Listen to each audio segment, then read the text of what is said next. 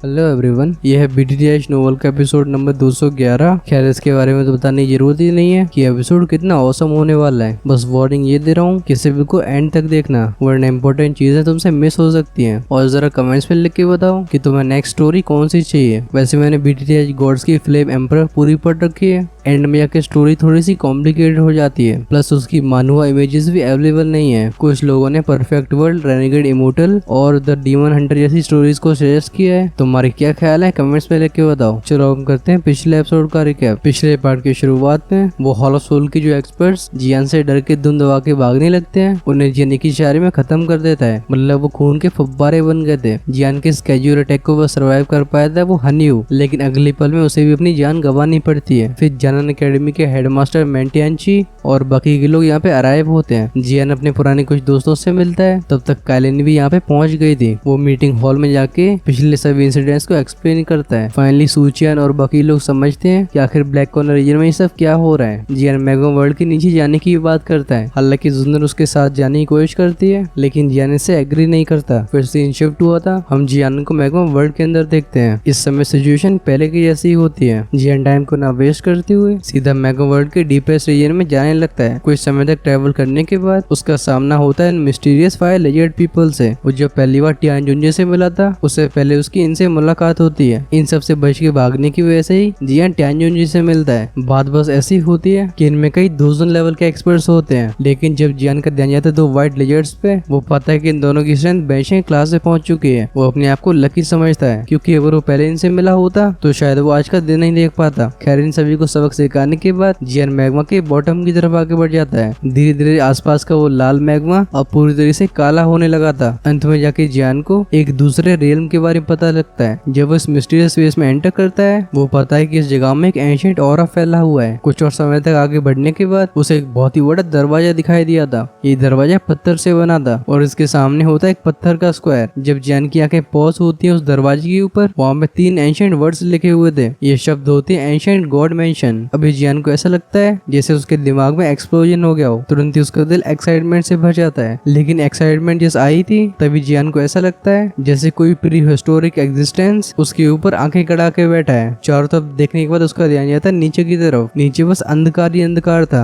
जब जियान अपनी दुखी को नीचे भेजता है, जियान की आंखें जिस सीन को विटनेस करती है, उसकी वजह से जियान के सारे रोंगटे खड़े हो जाते हैं। उसे ऐसा लगता है जैसे उसका दिल किसी के चंगुल में आ चुका हो। खैर एग्जैक्टली जियान ने क्या देखा, चलो हम जानते हैं उसके बारे में। ये जगह जहाँ पे हजारों सालों से वो डार्कनेस फैली हुई होती है, जियान की वो ब्राइट फायर लाइट इस अंधकार को दूर कर देती है। लेकिन इस फिल्म की रोशनी के बाद भी इस समय जियान की पूरे शरीर में चिल फैली होती है, और उसके ठंडे पड़े शरीर का कारण नीचे के अंधकार में मौजूद वो क्रीचर था। ये इनडिस्क्राइबल लेवल का ह्यूज क्रीचर इस एम्प्टी स्पेस में फैला होता है। जियान की आंखें इसके पूरे शरीर को ध्यान से देखती है, लेकिन दूर के अंधकार की वजह से वो इसकी पूरी बॉडी को देख नहीं पाता। ये मिस्टीरियस क्रीचर पूरी तरह से पर्पल गोल्ड कलर का था, और इसके शरीर को उन स्केल्स ने कवर करके रखा होता है। इन स्केल्स को देख के ऐसा लगता है जैसे एकदम स्टील से बने हो। इस समय जियान उस खाली स्पेस में फ्लोट कर रहा था। उसकी आंखें इस क्रीचर के विशालकाय शरीर को पूरा देख नहीं पाती। जियान भी इमेजिन नहीं कर पा रहा था कि क्रीचर कितना ज्यादा बड़ा है। पिछले इतने सालों में जियान इतने बड़े क्रीचर को पहली बार देख रहा था। भले ही पिछले 10 सालों की ट्रेनिंग की वजह से जियान का मेंटल फोर्टिट्यूड बहुत ही मजबूत हो गया था, तब भी वो इस ह्यूज क्रीचर को देख एकदम शॉक हो जाता है, जो कि एक बार में पूरे आसमान को ढक ले। आखिर किसने सोचा था कि सुनसान जगह पे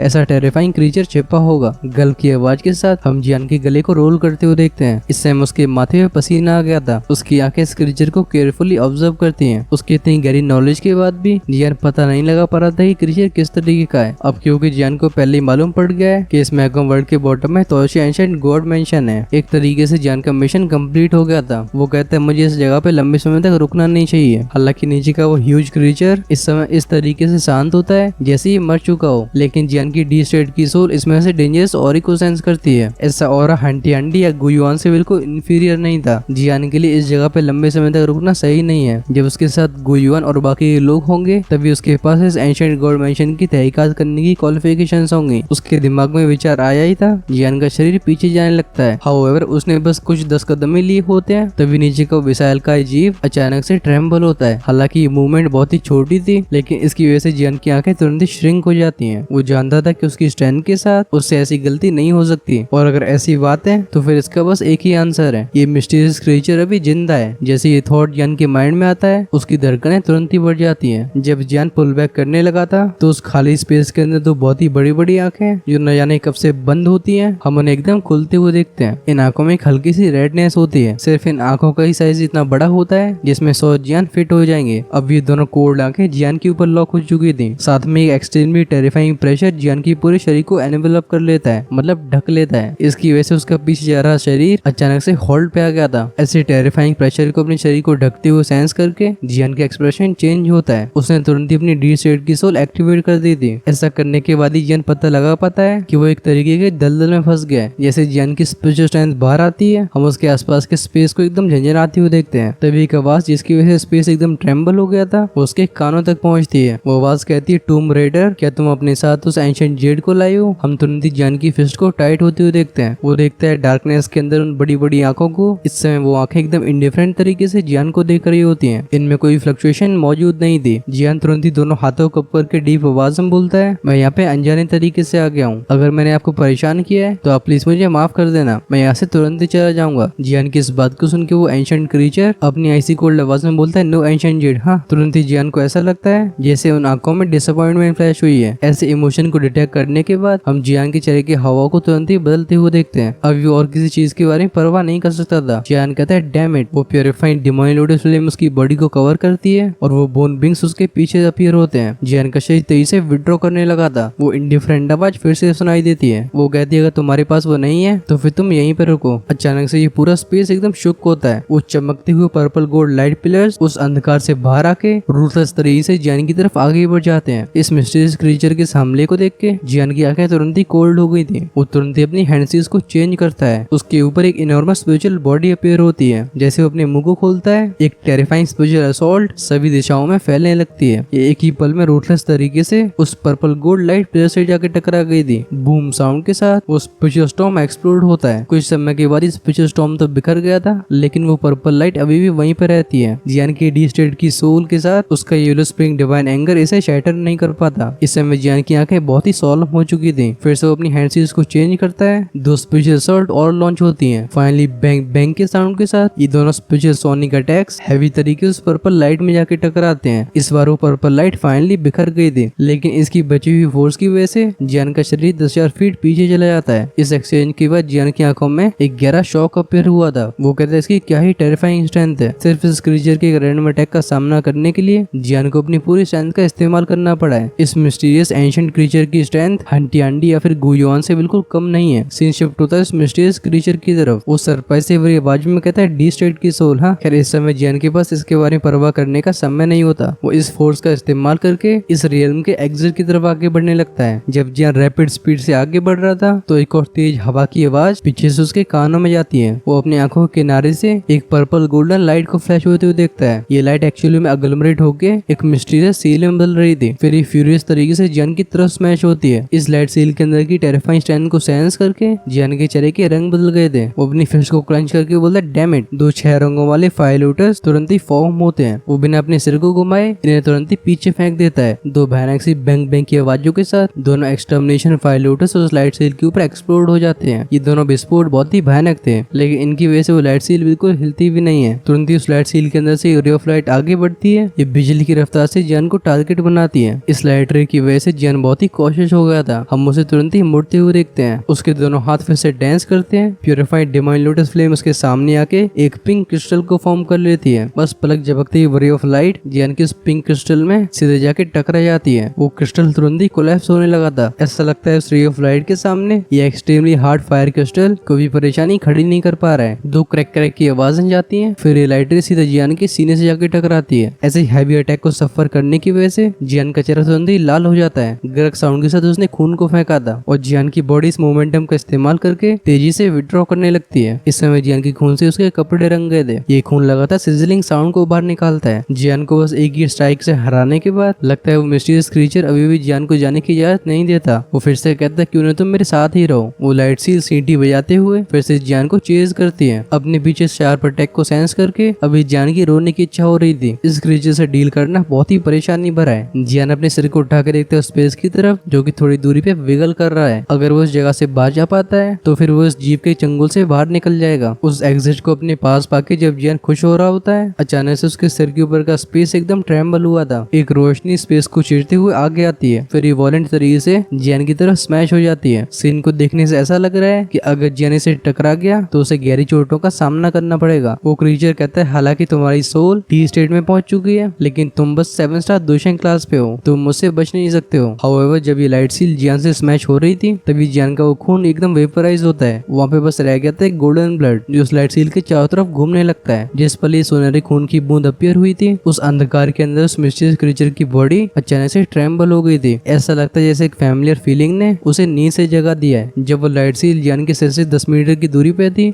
अचानक से वो वहीं पर रुक जाती है। लेकिन इसमें से जो इंटेंस विंड प्रेशर एमिट हो रहा था, उसकी वजह से जियान के आसपास का स्पेस लगातार एक्सप्लोड होता है। अचानक से सीन में जिस तरीके से बदलाव आया था, उसकी वजह से जियान जो कि ऑल आउट फाइट के लिए तैयार था, वो भी चौंक जाता है। उसकी आंखें फ्लैश होती है, हम उसे एक रोशनी में बदल के दूर जाते हुए देखते हैं। बस कुछ ही फ्लैशेस के अंदर वो इस जगह के किनारे पहुंच जाता है। फिर हम जियान की फिगर को काफी जल्दी यहाँ से गायब होते देखते हैं। जियान के डिसअपीयर होने के बाद भी वो लाइट सील जियान का पीछा नहीं करती। उस डार्कनेस के अंदर वो बड़ी बड़ी आंखें लाइट सील के ऊपर के उस गोल्डन ब्लड को काफी लंबे समय तक एक खोए हुए एक्सप्रेशन के साथ देखती रहती है। वो लाइट सील धीरे धीरे करके उन दोनों आंखों के सामने पहुंचती है। वो सुनहरी खून की बूंद नीचे एक आंख पे टपक गई थी। बहुत ही जल्दी उन आंखों से जो लॉस्ट एक्सप्रेशन था, हम उसे गायब होते हुए देखते हैं। इस समय वो कोल्ड और इंडिफरेंट आंखें एकदम खुशी से भर गई थी। अचानक से दहला देने वाला रोर इस खाली स्पेस में फैला था। उस क्रीचर की आवाज कहती है ब्लड, ये मेरे बच्चे का खून है। उसकी वो ह्यूज बॉडी जो कि हजारों सालों से बिल्कुल हिली नहीं थी, वो रूथलेस तरीके से स्पेस में जाके टकराती है। लेकिन इसके ऑल आउट अटैक के बाद भी उस स्पेस में बस कुछ रिपल्स से अपीयर हुई थी। साफ तौर पे भले ये क्रीचर चाहे कितना भी स्ट्रॉन्ग हो, वो इस जेल से बाहर नहीं जा सकता। जब इस स्पेस की बाउंड्री से टकराने के बाद भी उसे कोई भी रिजल्ट नहीं मिलता, वो मिस्टीरियस क्रीचर अपने सिर को घुमाता है। उसकी वो ह्यूज आंखें रूथलेस तरीके से हवा में फ्लोट कर रहे उस बड़े से दरवाजे को देखती हैं। एक गुस्से से भरी रोर की आवाज फिर से स्पेस में गूंजती है। वो कहता है तोशे एंशिएंट गॉड यू बेस्टर्ड। खैर ये क्रीचर चाहे कितना भी चिल्ला रहा हो, उस एंशिएंट स्टोन डोर के अंदर से कोई भी रिप्लाई नहीं आता। ऐसा लगता है जैसे कोई भी चीज से हिला नहीं सकती है। सीन शिफ्ट हुआ था ब्लेजिंग स्काई की टावर के नीचे के अंडरग्राउंड मेगा वर्ल्ड में। अचानक से एक बैंक का साउंड सुनाई देता है। येलो के ग्रुप की स्टैंड आंखों के सामने एक मेजरेबल सा फिगर ऊपर आया था। जुनर आगे बढ़ के बोलती है बिग ब्रदर जियान। इस फिगर को देख के उसका एक्सप्रेशन तुरंत ही चेंज हो जाता है। जियान की बॉडी फ्लैश होकर जमीन पे आती है। वो कहता है मैं ठीक हूँ। वो फाइनली अपने मुंह से बहने वाले खून को पूछता है। इस समय जब उसकी आंखें उस मैग्मा टनल को देख रही थी, इनमें एक अलग ही लेवल की सीरियसनेस होती है। जब वो सोचता है कि इस मैग्मा के बॉटम में आखिर कैसा टेरिफाइंग क्रीचर एग्जिस्ट करता है, न चाहते हुए भी जियान ने अपने हाथों को टाइट कर लिया था। मेंटियांची, सूचन और बाकी लोग जल्दी से पूछते हैं क्या हुआ। जियान की ऐसी हालत को देख के ये सभी भी चौंक गए थे। इन सभी को जियान के स्ट्रेंथ के बारे में अच्छे से पता होता है, लेकिन तब भी उसकी ऐसी मिजरेबल हालत हो गई है। आखिर इस मैग्मा के नीचे कैसी टेरिफाइंग चीज एग्जिस्ट करती है। जियान एकदम सोलम एक्सप्रेशन के साथ डीप आवाज में बोलता है ओल्ड मैंग ग्लेनहेड गुयुआन के पास जल्दी से खबर पहुंचाई जाए, न्यूज कंफर्म हो गई है। ये सुन के मेंटियांची की फेस में से ट्विच करती हैं। उनकी दिल की धड़कनें बढ़ गई थी। वो जानते थे कि मामला कितना ज्यादा इंपॉर्टेंट है। वो बिना समय को जाया करते हुए तुरंत ही ग्लेनहेड गुयुआन और बाकियों को इन्फॉर्म करने के लिए इस जगह से बाहर चले जाते हैं। इस समय कैलिन भी एकदम स्टार्टल हो गई थी। उसकी आंखें इस मैग्मा टनल की तरफ देखती हैं। वो कहती है तो एंशिएंट गॉड मेंशन सच में इस मैग्मा वर्ल्ड के नीचे है। आखिरकार कुछ समय के लिए वो भी इसके नीचे रह चुकी है, लेकिन तब उसे कुछ भी सेंस नहीं हुआ था। जियान कहता है हाँ। फिर इस मैग्मा की गहराइयों में क्या हुआ वो पूरा समराइज करता है। जब जुनर और बाकियों को मालूम पड़ता है कि मैंगो वर्ल्ड के नीचे एक हंटियांडी और गुयुआन से कंपेरेबल मिस्टीरियस क्रीचर एग्जिस्ट करता है, इन सभी के चेहरों के रंग बदल जाते हैं। इस समय जियान के चेहरे पे कड़वाहट से भरी खुशी थी। वो कहता है अच्छी बात है कि वो मिस्टीरियस क्रीचर उस रियल्म से बाहर नहीं आ पाया, नहीं तो आज बहुत बड़ी परेशानी खड़ी हो जाती। उस क्रीचर के जैसे अटैक्स थे, यहाँ पे सारे एक्सपर्ट्स अगर मिलकर काम भी करें तब भी वो शायद उसके एक अटैक का सामना न कर पाते। जियान हल्के से सहाय करता है। वो कहता है चलो हम शांति से अलायंस के आर्मी का आने का वेट करते हैं, क्योंकि अगर हम इस बार हनक्लैन को सफल होने देते हैं तो फिर भविष्य में हमारे लिए चीजों को बदलने की कोई अपॉर्चुनिटी नहीं बचेगी। अगर हंटियांडी के हाथों में उडी टीयर की एम्ब्रियोनिक पिल लग जाती है तो वो शायद सच में दूसरी क्लास में मृत्यु कर जाएगा, और उस समय इस दुनिया में उससे फाइट करने के लिए कोई बचा नहीं होगा। अलायंस उसके सामने किसी खिलौने की तरह होगी। जियान की बात को सुनकर जुन्नर और बाकी के लोग नोट करते हैं। अभी वो इंतजार ही कर सकते हैं। सीन शिफ्ट हुआ था, हम देखते हैं हनरियल्म के मेन हॉल को। अभी लीडर सीट पे बैठा हुआ हंटियांडी सामने कांपते हुए इंसान को देख रहा होता है। वो अपनी आंखें नैरो करके बोलता है क्या तुमने कहा कि तुम्हारा मिशन फेल हो गया। वो नीचे घुटने टेके हुए फिगर पूरी तरीके से पसीने से भीगा होता है। उसके मुंह से बाहर आने वाले शब्द भी क्लियर नहीं होते। वो कहता है पता नहीं क्यों, लेकिन जियान को हमारी खबर खबर मिल गई। जैसे ही हनी और बाकी के लोग ब्लैक कॉर्नर रीजन में पहुंचे, उनका सामना जियान से हुआ। वो सभी जियान के हाथों से बच नहीं पाए। अभी हंटी अंडी का एक्सप्रेशन डार्क होता है। वो कहता है आखिर जियान के लिए उस जगह के बारे में जानना कैसे पॉसिबल हो सकता है। वो बंदा बोलता है क्लैन हेड, जियान एक बार ब्लैक कॉर्नर रीजन की जियान अकेडमी का स्टूडेंट रहा है। मुझे लगता है जैसे अकेडमी में डेंजर को सेंस किया, जियान अकेडमी की हेल्प करने के लिए आया होगा। उसे हमारी इंटेंशंस के बारे में पता नहीं होना चाहिए। वो बगल में बैठा नाइटी डिवारिंग फिल्म कोड स्नॉट के साथ बोलता है हम वो लड़का एकदम चालाक लोमड़ी की तरह है। आखिर कौन नहीं जानता है कि वो क्या सोच रहा होगा। और तो अगर उसने पहले से किसी चीज को डिटेक्ट नहीं किया होता तो फिर भले अकेडमी ने हेल्प का सिग्नल भेजा होता, वो समय पे वहाँ पे कैसे पहुंच पाया। नाइटी डिवारिंग फिल्म की बात को सुन के नीचे वो फिगर्स जो कि बाव कर रहे होते हैं, इन सभी के मुंह खुले रह जाते हैं, लेकिन कोई भी आवाज बाहर नहीं आती। आखिरकार डिवारिंग फिल्म की इस बात से इन सभी को एग्री करना होगा। हंटी अंडी भैंस कोड के बोलते हैं तुम्हारा मतलब है कि जियान को ये पहले पता है कि वो ancient god mansion black corner region में मौजूद है। अभी हंटी अंडी के एक्सप्रेशन काफी ज्यादा अगली होते हैं। उसे इस जानकारी को हासिल करने के लिए बहुत सारे एफर्ट्स को लगाना पड़ा है। आखिरकार सारे एंशिएंट जेट्स को इकट्ठा करना कोई हंसी खेल की बात नहीं है, तो फिर जियान डायरेक्टली इसे कैसे जान सकता है। उस नाइटी डिवारिंग फ्लेम के फिगर की आंखों में हम काले रंग की फ्लेम को जलते हुए देखते हैं। वो कहता है हम इस पॉसिबिलिटी को अनदेखा नहीं कर सकते। आखिरकार वो लड़का ब्लैक कॉर्नर रीजन घूमा हुआ है, कौन जानता है कि उसने क्या डिटेक्ट किया होगा। वो डीप आवाज में कहता है रिगार्डलेस उसने क्या डिटेक्ट किया है, अब हमारे एक्शन लेने का समय आ गया है, क्योंकि अगर कोई परेशानी खड़ी होती है तो फिर वो हमारे लिए बहुत ही बड़ा ब्लो होगा। ये सुन के हंटी अंडी कुछ सोचने के बाद नोट कर देता है। वो कहता है हाँ, अब और भी डिले करने से अनएक्सपेक्टेड चेंजेस हो सकते हैं। क्लियरली जियान जिस तरीके से ब्लैक कॉर्नर रीजन में अपीयर हुआ है, उससे हंटी अंडी अनईज महसूस करने लगा है। नाइटी डिवारिंग फ्लेम कहता है उस गुयुआन के बारे में क्या। पिछले काफी समय से गुयुआन लगातार हनरियन को मॉनिटर कर रहे हैं। अगर इस जगह से खूब सारे एक्सपर्ट्स बाहर जाते हैं तो गुयुआन उसे तुरंत ही डिटेक्ट कर लेंगे। हंटी अंडी हल्की सी आवाज में बोलता है मैं पहले से ही नॉर्थ वेस्टर्न रीजन और हनक्लेन के बीच में एक वर्महोल को बनवा चुका हूँ। उस समय तुम्हें इंटरवीन करके अपने ग्रुप को लेके ब्लैक कॉर्नर रीजन जाना, मैं गुयुआन को डिले करता हूँ। ये सुन के नाइटी डिवारिंग फ्लेम हेजिटेट करता है। हम फाइनली उसे नॉड करते हुए देखते हैं। हंटी अंडी अपने सिर को उठा के बोलता है जब तक मैं एंशिएंट गॉड मेंशन के अंदर की वो एम्ब्रोनिक पिल को हासिल कर लेता हूँ, ये सो कॉल्ड अलायंस की आर्मी मेरे सामने चींटियों के बराबर होगी। उसकी आंखें हॉल के सबसे ऊपरी हिस्से को देख रही थी और उसके चेहरे पे एक आइसी कोड स्माइल होती है। सीन फॉलन स्टार पवेलियन की तरफ शिफ्ट हुआ था। अभी स्टार रेलम के स्टोन टावर के सबसे ऊपर गुयुआन बैठे होते हैं। उनकी वास्ट और माइटी स्पिरिचुअल फ्लक्चुएशन चारों तरफ रिपल बना रही होती है। इसकी वजह से पत्थर से बना हुआ टावर एक टेरिफाइंग प्रेशर से ढका हुआ होता है। अगर कुछ लोगों को छोड़ दिया जाए तो फिर कोई भी यहाँ पे अपने कदम रखने की हिम्मत नहीं करता। इस समय गुयुआन जो कि टावर के ऊपर बैठे होते हैं, उनका चेहरा एकदम इमोशनलेस था और उनकी दोनों आंखें बंद होती हैं। उनकी वो वास्ट और माइटी स्पिरिचुअल स्ट्रेंथ लगातार खाली स्पेस में एंटर करती है। ये एक मिस्टीरियस मेथड का इस्तेमाल करते हुए सीधे उस जगह पे पहुंचती है जहाँ पे हनरियल मौजूद था। फिर वो स्पिरिचुअल स्ट्रेंथ के ट्रेसेस उस स्पेस को चारों तरफ से घेर लेते हैं। अगर यहाँ पे कोई फ्लक्चुएशन एमिट होती है तो तुरंत ही इसे डिटेक्ट कर लेंगे। जब गुयुआन लगातार हनक्लेन को लगातार इस तरीके से ऑब्जर्व कर रहे होते हैं, इस जगह का खाली स्पेस एकदम फ्लक्चुएट होने लगता है। हम काफी जल्दी यहाँ पे एक इंसानी फिगर को बनती हुई देखते हैं। गुयुआन जो कि स्टोन टावर पे बैठे थे, इस ह्यूमन फिगर को अपीयर होते हुए देख तुरंत ही उनकी आंखें खुल जाती हैं। तुरंत ही उनके मुंह से एक हम वाली कोल्ड स्नॉट की आवाज बाहर आती है और उनका शरीर वहीं से गायब हो जाता है। अगली बार वो अपीयर होते हैं उस फिगर के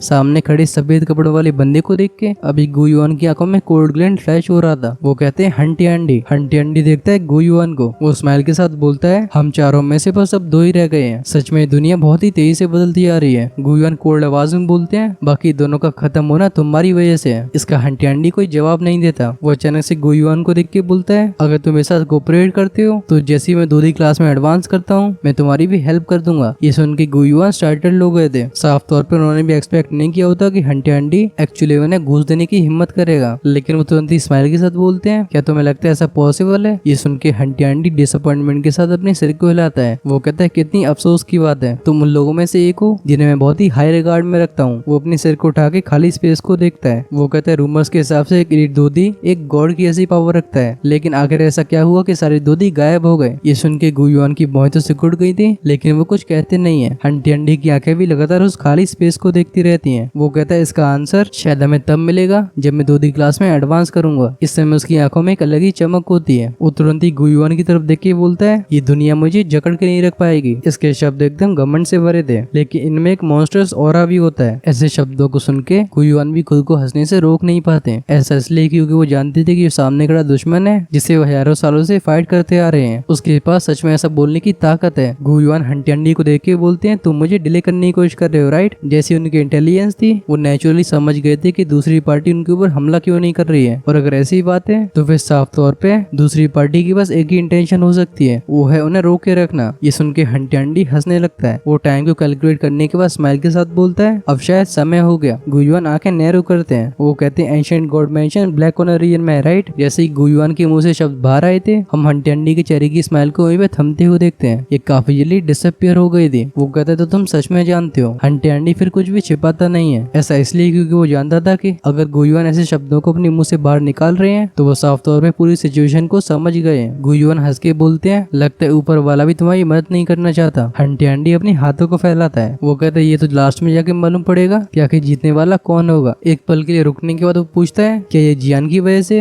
वो नेचुरली ये पूछ रहा होता है कि गुयुआन को एंशिएंट गॉड मेंशन की लोकेशन के बारे में कैसे मालूम पड़ा। ये सुन के गुयुआन स्माइल करते हैं, लेकिन वो इसका कोई रिप्लाई नहीं देते। हंटियांडी के पास भी अपने सिर को हिलाने के अलावा कोई विकल्प नहीं होता। वो कहता है, लड़का सच में परेशानी का कारण है। उसके दिल में एक अजीब सी फीलिंग होती है। आखिर किसने सोचा था कि वो डिक्लाइन हो चुका शाओ क्लैन एक ऐसे एक्सपर्ट को जन्म देगा। इवन हन क्लैन को भी उसके हाथ से बहुत सारे नुकसानों का सामना करना पड़ा है। और तो एंशिएंट गॉड मेंशन को जियान ने पहले डिटेक्ट किया। हंटियांडी साय करके बोलता है, ऐसा उन मूर्खों की वजह से है जो जानकारी को इस तरीके से छिपा रहे थे। अगर जियान सेंट्रल प्लेन्स में इतना फेमस नहीं होता तो शायद हंटियांडी को ये मालूम नहीं पड़ता कि हन क्लैन के उसके ऊपर इतने अटैक्स फेल हो चुके हैं। खैर, जब तक हंटियांडी के कानों में ये सब खबरें पहुंची थी तब तक जियान अपने पंखों को फैला चुका होता है। हन क्लैन की बहुत सारी स्कीम्स की वजह से हंटियांडी के पास भी जियान के ऊपर ध्यान देने का समय नहीं था। आखिर किसने सोचा था कि वो छोटी सी गलती उसके लिए इतनी बड़ी परेशानी को खड़ी कर देगी। हंटियांडी के चेहरे के एक्सप्रेशन को देख के गुयुआन स्माइल करते हैं। वो कहते हैं, अगर तुम उसे अंडर एस्टिमेट करोगे तो तुम्हें नुकसान का सामना तो करना ही पड़ेगा। वो एक समय तक शांत रहे थे। फिर वो कहते हैं, परहैप्स वो शाओजॉन से भी ज्यादा आउटस्टैंडिंग है। ये सुन के हंटियांडी की भौएं ऊपर उठ जाती हैं। वो कहते हैं, ओ। वो स्माइल करके बोलता है, लगता है तुम्हारी इसकी एवोल्यूशन काफी ज्यादा हाई है, लेकिन क्योंकि मेरा हनक्लैन ने पहले शाओजॉन को खत्म कर पाया, हम नेचुरली दूसरे को भी मिटा सकते हैं। हंटियांडी के पीछे का स्पेस डिस्टॉर्ट हुआ था। वो कहता है, गुयुआन चलो ब्लैक कॉर्नर रीजन में चला जाए। उसका शरीर धुंधला होकर गायब हो जाता है। जहाँ पे हंटियांडी डिसअपियर हुआ था उस स्पॉट को देख रही गुयुआन की आंखें इस समय एकदम कोल्ड हो चुकी होती हैं। उनकी बॉडी फ्लैश होकर सीधा स्टार रियल्म के मीटिंग रूम में अपीयर होती है। वो देखते हैं लेइंग और बाकियों को। गुयुआन एक इशारा करके डीप आवाज में बोलते हैं, अलायंस की आर्मी ब्लैक कॉर्नर रीजन की तरफ जाएगी। इस बार हमें हनक्लैन को रोकना ही होगा। अभी सीन होता है जनरल एकेडमी का। स्टूडेंट्स की वजह से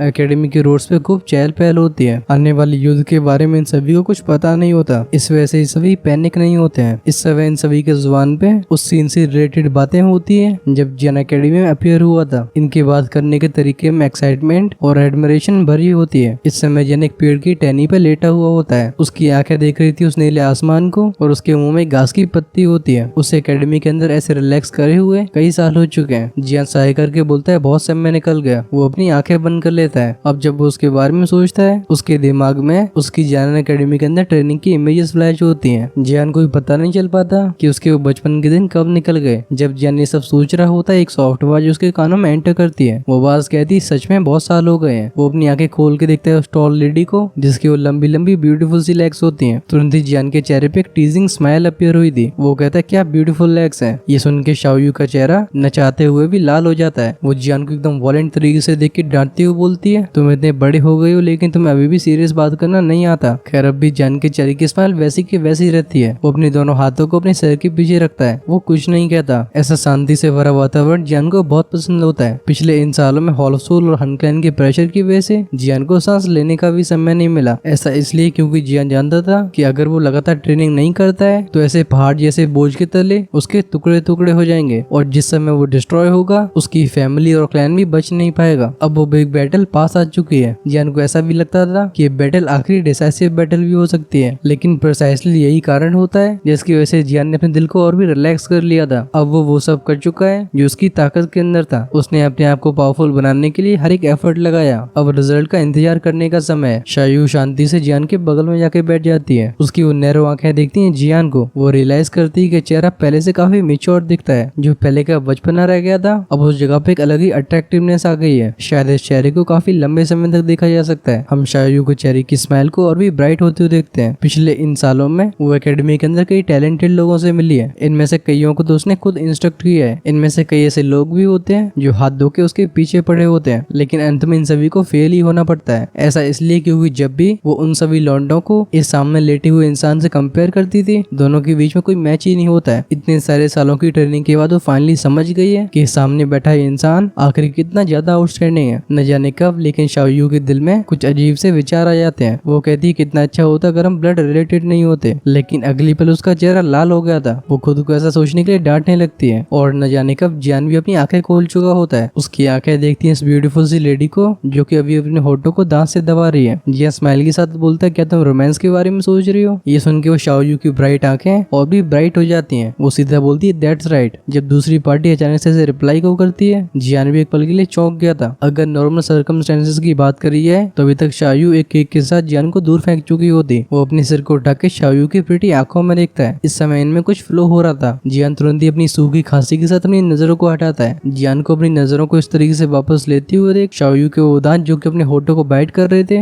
उनकी फोर्स और भी बढ़ जाती है। फिर उन दोनों आंखों की वो रिपल धीरे धीरे रिड्यूस हो गई थी। वो जियान की तरफ देख के सॉफ्ट आवाज में बोलती है थैंक यू। जियान एक बार फिर से स्टार्टल्ड हो जाता है। वो कहता है हाँ, लेकिन वो तुरंत ही हंसने लगा था। शाओयू हंस के बोलती है जब मैं आखिरी बार जमा एम्पायर में लौटी थी तो क्लैन मेंबर्स ने इन शब्दों को तुम्हारे लिए भेजा था। इस समय जियान थोड़ा सा स्टन्ड रह गया था, लेकिन उसके चेहरे की जो स्माइल थी अब और भी वार्म हो जाती है। शाओयू कहती है अभी शाओ क्लैन के सभी यंगर जनरेशन के एक्सपर्ट्स के साथ साथ सभी बुड्ढे भी तुम्हें गॉड की तरह देखते हैं। चाहे भली और लोग उनकी बुराई करें, लेकिन अगर कोई तुम्हारे बारे में गलत बोलता है तो वो डेफिनेटली हमला कर देंगे। अभी क्लैन के कई मेंबर्स इसी कारण की वजह से कई सेक्स के ऊपर हमला भी कर चुके हैं। अभी शाओयू की आवाज इस तरीके से थी जैसे वो किसी नॉर्मल फैमिली मैटर के बारे में बात कर रही हो। ये आवाज एकदम वार्म होती है। जियान हंस के बोलता है एक दिन वही लोग अपने इस गॉड को ट्रैश बोलते थे। जियान की इस बात को सुन के शाओयू अपनी आंखों को रोल करती है। वो कहती है वो तो बहुत ही पुरानी बात है, तब हम बच्चे थे, लेकिन अभी तुम उन बातों को बोले नहीं हो। जियान एक बार फिर से हंसता है। आसमान की तरफ देखते हुए वो लगातार शाओयू की बातें सुनता रहता है जहाँ पे वो क्लैन के अलग अलग मैटर्स के बारे में बात करती है। जियान ने ऐसी शांति को